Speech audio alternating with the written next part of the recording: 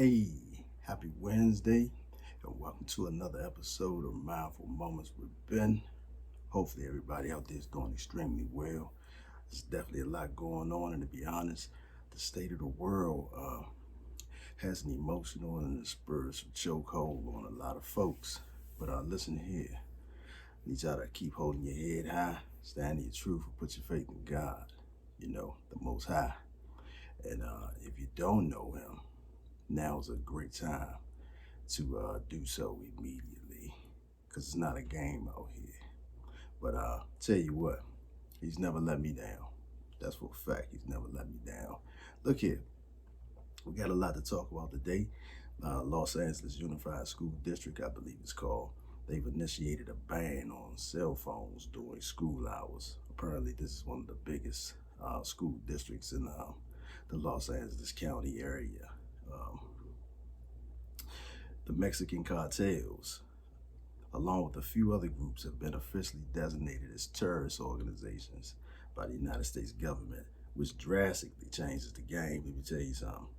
Um, the heads of both the Food and Drug Administration as well as the Social Security Administrations have resigned effective immediately. I wonder why. I wonder why. And what about me? Yeah, what about me? Yeah, we're going to shine some light on the self-serving, the I only matter group. You know what I'm saying? That only what I think matters. Yeah, that group. Yeah, we'll have all that more when we return. We all know what happened last night.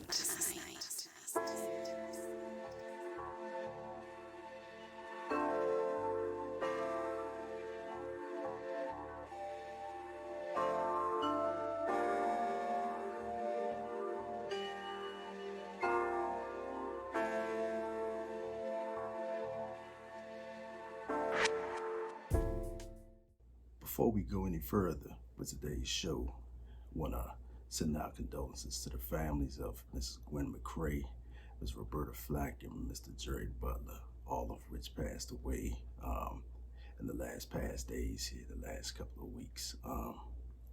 Ms. Roberta Flack, the Grammy Award-winning singer and pianist whose intimate vocal and musical style made her one of the top recording artists of the 1970s and an influential performer, long after died Monday. She was 88 years old. She was surrounded by her family. Flack announced in 2022 she had ALS, commonly known as Lou Gehrig's disease. Jerry Butler, co-founder of The Impressions and baritone singer-songwriter, known for his hits such as Your Precious Love, Only the Strong Survive. He was 85. The soul musician earned 2 Grammy nods in his lifetime. He died last Thursday in his Chicago home, according to the Sun-Times, New York Times, and the Washington Post. And lastly, Mrs. Gwen McCrae, the beloved soul and disco star, passed away at the age of 81, just days after legendary soul man Jerry Butler. Ms. McCrae was known for robust and expressive vocals. McCrae etched her name in music history with timeless hits that continue to resonate with fans across generations. Again, I want to give our condolences to the families of Ms. Roberta Flack, Mr. Jerry Butler, and Mrs. Gwen McCrae.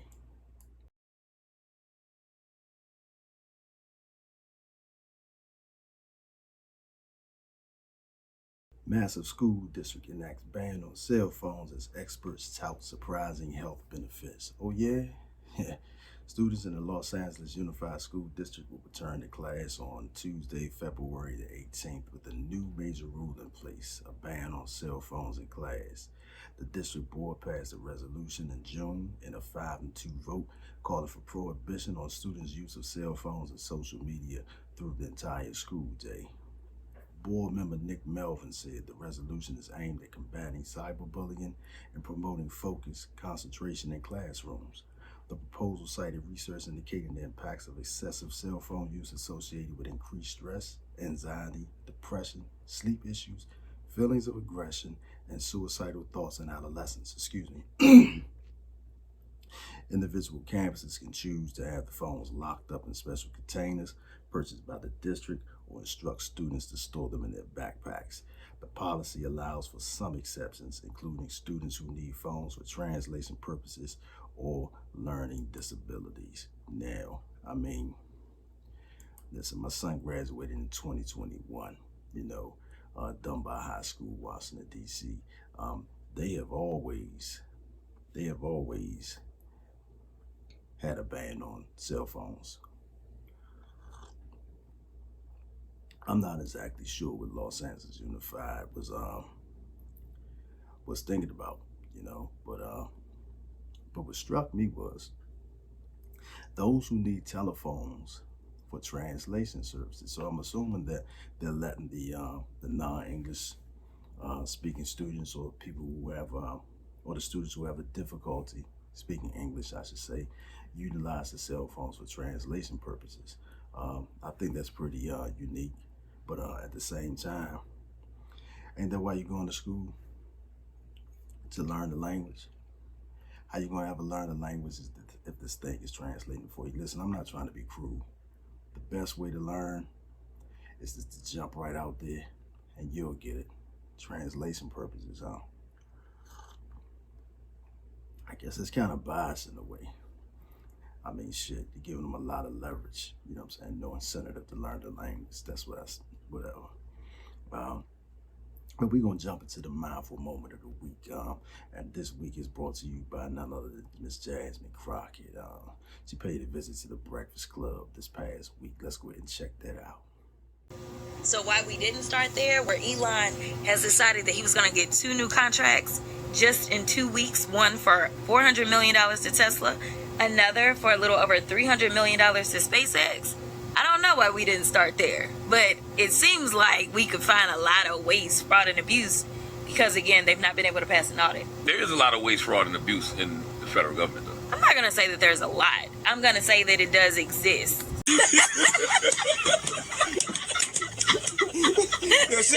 You know, as much respect as I have for this woman, that's some bullshit.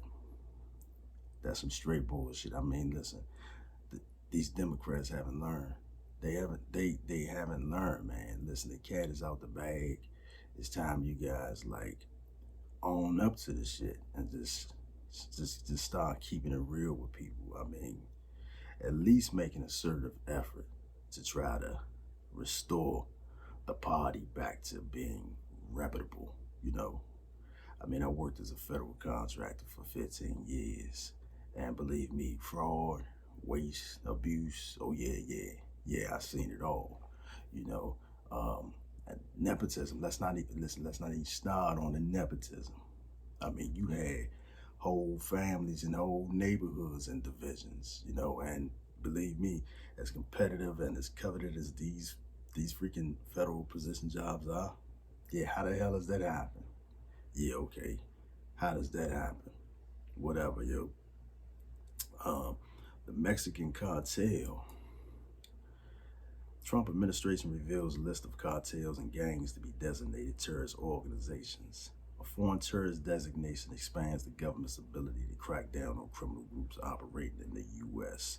Now, look like the game is about to start changing for these folks, man. It's about to get real serious. The list sent to Congress includes the international Venezuelan gang Tren de Aragua, Spanish for train from Aragua, that has ties to the socialist dictator Nicolas Maduro and has been terrorizing U.S. cities in recent months.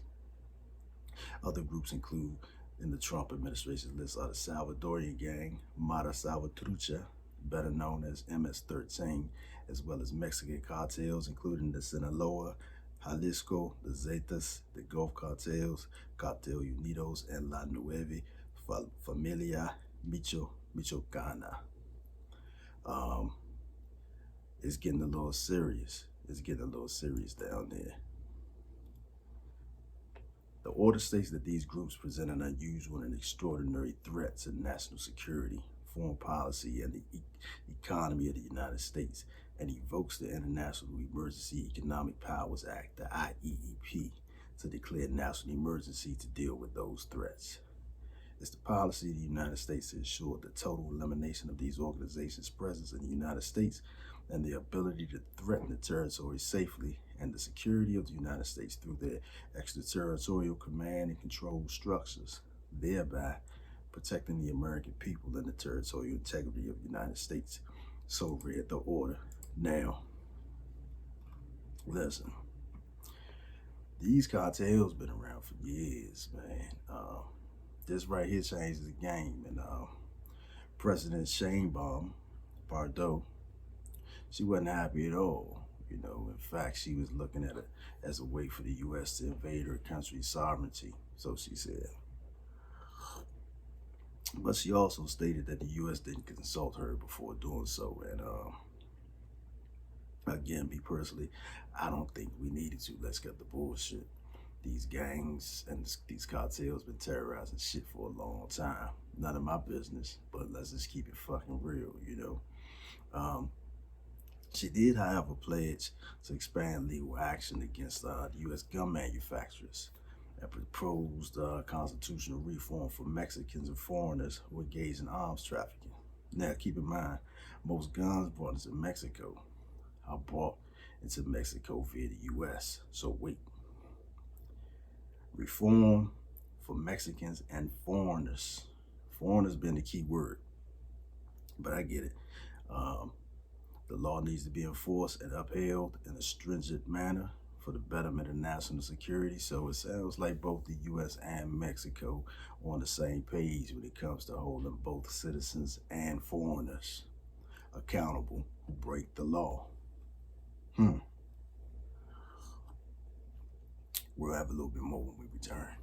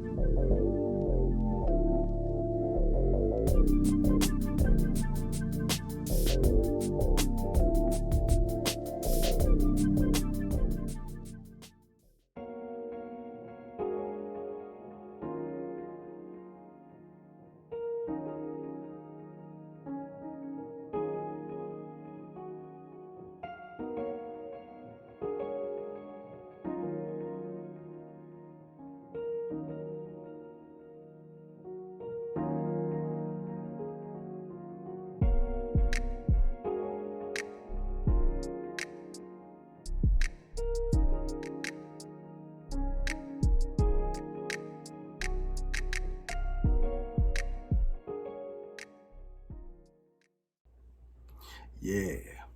So the heads of the FDA and the Social Security Administration have resigned abruptly. Well, I wouldn't. Well, yeah, I guess it was abruptly. Head of FDA's Food Division resigns after dozens of terminations, at the agency report. Jim Jones said it would be fruitless for him to continue working as the head of the FDA's Food Division. So he says, let's check this out. Let's see what he says here. Jim Jones cited the termination of 89 staffers in the food division, criticizing the layoffs over the weekend as indiscriminate, Bloomberg News reported. Quote, I was looking forward to working to pursue the department's agenda of improving the health of Americans by reducing diet-related chronic disease and risk from chemicals in food, he wrote in his resignation letter to acting FDA Commissioner Sarah Brenner. Jones said it would be fruitless for me to continue this role because of the Trump administration's disdain for the very people needed to make the changes it wants. Now, let me ask you something. What do you mean? What do you mean it would be fruitless for me to continue in this role because of Trump's administration disdain for the very people needed to make the changes it wants? Aren't these the people that have already been here who haven't done shit? I mean, I'm just asking. I just don't get it. And if you really, really cared,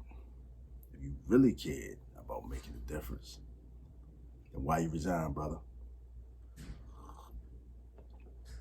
Why did you resign if you really cared about making a difference? See, a lot of these politicians just be out there and they just want to blow smoke. They're blowing smoke up people's asses. You know, sounds to me you don't want this accountability of what hasn't been done to fall on you.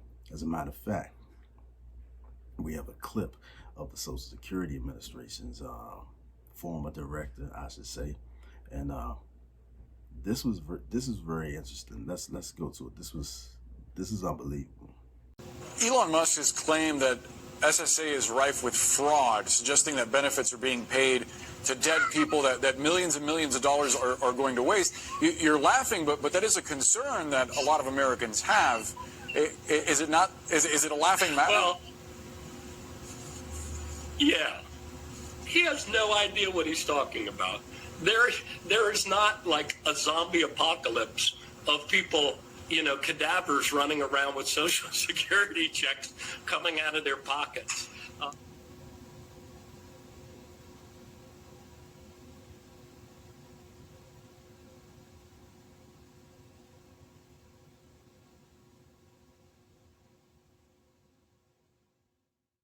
Why is this a laughing matter? Like I'm kind of discussing the lack of accountability this man is showing. I mean, I haven't seen nor can I prove any of the findings with these 100 and 136 and 330-year-old people still on the Social Security payroll. But let's cut the bullshit. Let's keep it real. I believe that shit is true. Yeah, absolutely. Yeah.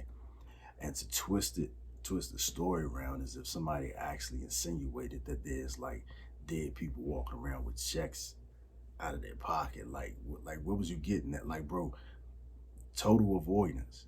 And it amazes me the level of arrogance of some of these government officials because you work for the people, bruh. You ain't above the people, and you have an obligation of transparency to the people in respects to your duties. There's a lot of people I feel genuinely bad for. Don't get me wrong. There's a lot of these people who are losing their jobs that I feel genuinely bad for because there are some great workers in the federal government. But it's a lot of people who I don't feel bad for, not one fucking bit. And this guy right here is one of them. You understand what I'm saying? No accountability, everything's a laughing matter, and it's just like to sit there and see the bullshit. Like, come on, man. Again, I'm not a big fan of everything 47 is doing or in the manner in which they're uncovering all of this, but I don't think that should be the highlight of everybody's conversation, which is the highlight of a lot of these Democrats' conversation. They're more concerned about what they're doing to find out the information. That's one thing. But you ain't saying a damn thing about the ridiculous shit that they are finding. That's the main subject. How they finding it, that's one thing. Leave that to the court system. But you gotta answer to the bullshit in which they are finding. And I think it's it's a shit show in Washington. We'll be back with more when we return.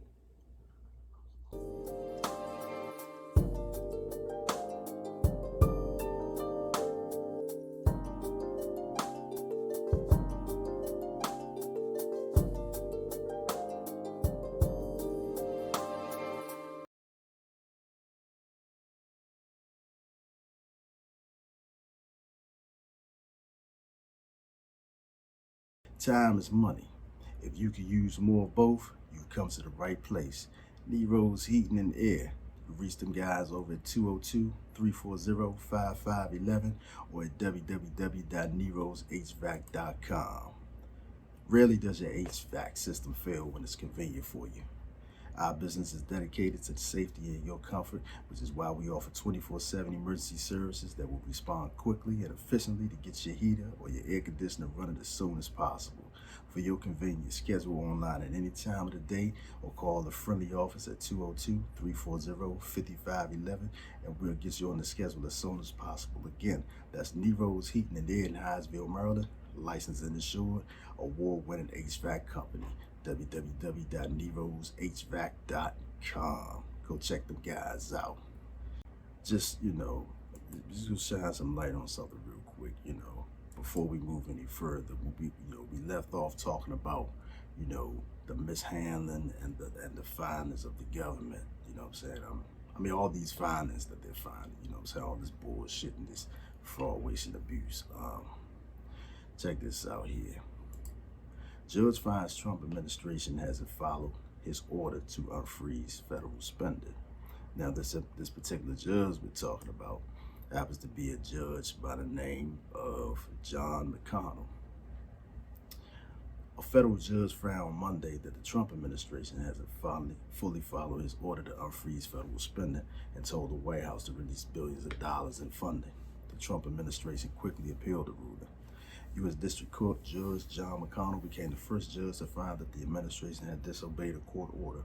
Federal money for things like early childhood education, pollution reduction, and HIV prevention research has remained tied up even after his January 31st order blocking. Now, what's funny about this guy, Mr. John McConnell, federal judge John McConnell failed to disclose his role at Crossroads, Rhode Island, while ruling against Trump's spending freeze. Now, if you're wondering what Crossroads, Rhode Island is, we'll get to that in a second. His nonprofit received $128 million in government funding during his 18-year board tenure, including $42 million from 2020 to 2023.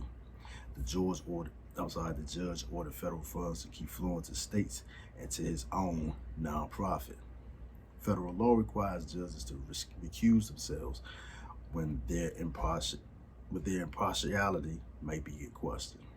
Judge McConnell has been a leader of Crossroads, Rhode Island, and as if the documents also suggest, he knew or should have been known that Crossroads, Rhode Island would stand to benefit from his ruling against the federal taxpayers. Now, in case you're wondering what all of this is really about, we're going to bring up some numbers real quick from this man's nonprofit.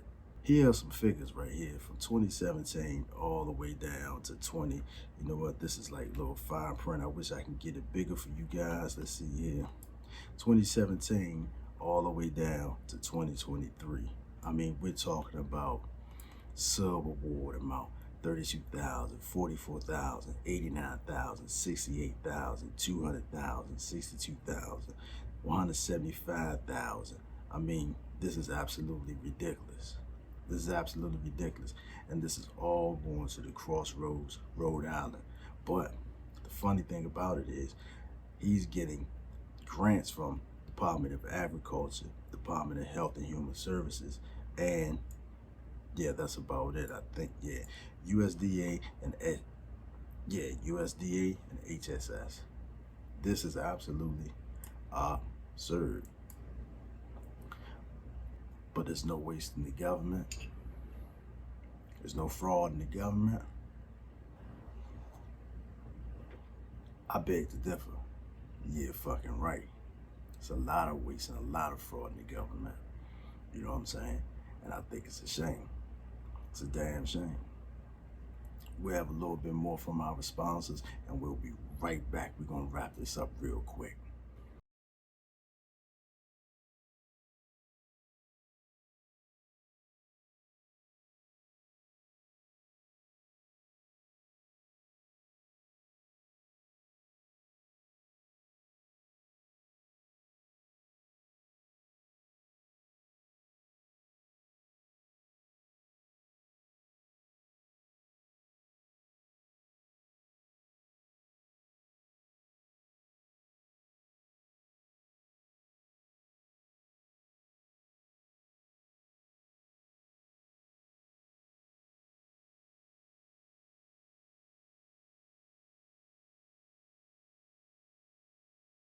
Now, apparently there's this new, well, I wouldn't even say a new trend. I've never heard of it, but I ran into this article from University of California, Irvine, from the new university. It's the official campus newsletter, but I found it quite interesting and I resonated with it. Let's pull this up. This is called the About Me. I wouldn't say syndrome, but that's what you use. The What About Me effect, excuse me. There's been a shift in the air that a lot of people have noticed. Every comment section of every piece of media on the internet has become a war zone. People inserting themselves in situations they shouldn't and juggling each other's trauma like inside jokes have become a rampant issue. People appear to have become more whiny, but why? The phenomenon was recognized by TikTok user Sarah Lockwood as the "what about me" effect. It's the situation in which people see something that does not pertain to them or something they can't relate to, but still find a way to make it about themselves. Lockwood detailed how people try to seek out certain accommodations for their very nuanced, personalized situation instead of recognizing that maybe they're just not the target audience for that thing. I can totally fucking resonate with this. Let's go further. Nicole, hope I don't butcher her last name, Nicole Rafai, a popular YouTuber, talks more about this "what about me" effect and how it connects to the way we communicate with other people. She mentions how as time passes, we become more selective when it comes to choosing friends. We no longer look for diversity in our friend groups and specifically look for people who think, feel, and act the same way that we do. While there's nothing wrong with that, it does cause a level of closed-mindedness. We have become uncomfortable with being uncomfortable. Our minds are constantly bombarded with information for the most part, agrees with our opinions. The algorithms in our phones are perfected to our personalities. While satisfying, it also deconditions us from hearing other perspectives and experiences. I totally agree. As she used an example, the most popular example of this was the infamous bean soup video where TikTok user Vibing Granola Mom, whose real name is Kara, shares a high iron recipe for women struggling with anemia. I'm all over the place today. She explains that this recipe can help women regain strength after their menstrual period. The video gained traction and specifically garnered comments such as, "What if I don't like beans? Can you replace the beans for something else?" These questions are silly and so much that they can be mistaken as jokes. But unfortunately, they were not, and people were actually looking for bean substitution in a bean soup recipe. Now, listen. When I saw this interested me a whole lot because I could resonate with this. I like this. I actually love this.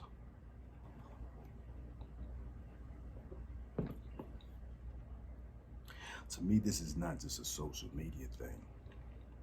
I think this trickles over into our society.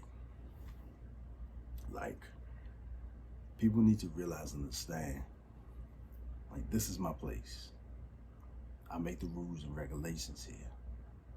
This goes the way I want it to go. This is my shit. When you go out there, that's the public. That's to be shared amongst other people. And for those who are having problems comprehending, that means everything does not go your way out there. And that's where we are. These individual rights that everybody's fighting over is cool. I get it, because there are certain things out here that needs to be addressed. But at the same time, there's not a lot of collective matters or matters that affect us collectively that are being addressed. It's just simply about how I want, how I feel. Oh, I don't like this. I don't like that. You gotta respect me for this. This is my opinion. Listen, this shit is going overboard. And you know, and again, I love this. I love this piece because I see it all the time. Hell, I see it in some of my family and other friends. You're bringing up a conversation and you're talking about something, and then all of a sudden they come in, with something totally irrelevant, like what are you talking about? It's a high level of self-centeredness. You know what I'm saying? I wouldn't necessarily say they're to the point where they're a narcissist. You know what I'm saying? Because that word is used a little bit too loosely as well. But this is definitely something that we need to think about. And I think we need to take more time respecting the fact that not everyone feels the way we feel. And hell, they don't even have to agree with how we feel, as long as they respect how we feel. And in most cases, people do respect it. But respect doesn't mean you gotta shove your opinions all down somebody's throat every chance you get. That's not what that's about. If it's not for the greater good of everybody when you're out in the public, then just don't bring it up. Because believe me, Everybody out there is going through something, but collectively, we all have similarities that we need to embrace before we keep hopping on these individual stressors, if you will. Ladies and gentlemen, that's a wrap. And as always, we're grateful for all y'all tuning in. Without you, there is no us. Absolutely no us. Believe that. I want to thank Curious Soul Studios for making this happen. Be sure to check them out at www.curioussoulstudios.com. They have a beautiful website complete with wellness resources ranging from a wonderful blog that's definitely worth checking, life coaching and consultations, Reiki services, and a whole lot more. And by the way, they also have a holistic nutritional regimen in the works, as well as meditation techniques and a host of other valuable life transformational wealth. And it's also home to my debut author work, The Book of Ben, as well as the Seeker's Manual Manifestation Journal, which is a beautiful 4-part journal and life transformation guide consisting of a winter, spring, summer, and autumn edition. Head over to CuriousSoul.com or Amazon.com and grab your copy ASAP, ASAP, ASAP. Special shout outs to X and Y Humor Brand and J Xavier Culture for always keeping us fresh. You know what I'm saying? You can check them out at X and Y Humor Brand, that's all one word, or at J Xavier _ culture on social media platforms, TikTok, Instagram, Facebook, all the above. Also, shout out to Spotify and OBS Studios for providing a platform that makes this happen each and every week. And we can't forget about the hardworking folks over at Last Night Entertainment for always producing a magnificent show and putting all the magic together. Hey, listen here. Need y'all to remember to stay positive, keep smiling, never downplay your happiness, success, or your achievements for fear of possibly offending anyone. Stand in your truth, practice accountability, and strive being the best version you can possibly be for yourself each and every single day without fail. Consistency is a major ingredient in the recipe of success. So live your life fully today, because tomorrow is by far our greatest imagination. I'm Ben Hendricks. It's been an absolute pleasure to have you. Thanks for tuning in, and we'll see you guys next week. We all know what happened last night.